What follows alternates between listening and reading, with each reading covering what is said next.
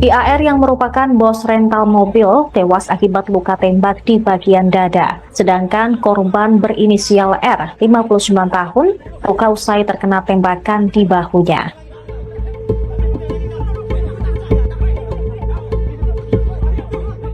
Aga Muhammad Nasruddin, anak korban tewas, mengatakan perkara itu terkait mobil rental yang diduga hendak dibawa kabur oleh pelaku. Dugaan tersebut muncul karena adanya pelepasan perangkat GPS yang dipasang di mobil rental tersebut. Agam ikut mengejar pelaku ke Saketi sesuai titik terdeteksinya GPS yang diduga hendak dibawa kabur pelaku.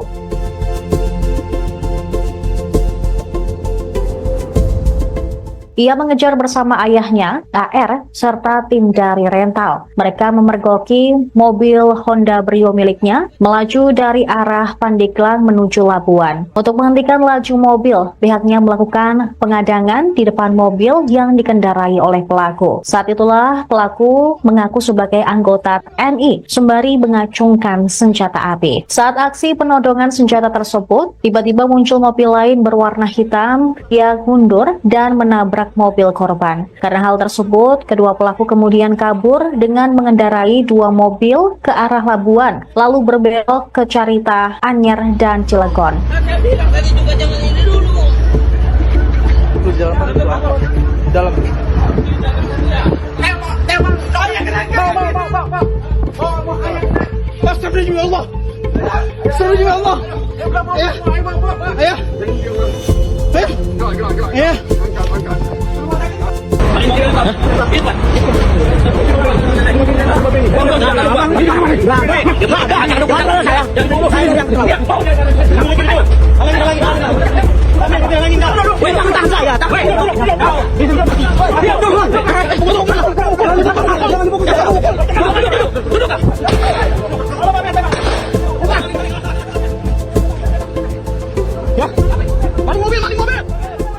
Download Tribun X sekarang, menghadirkan lokal menjadi Indonesia.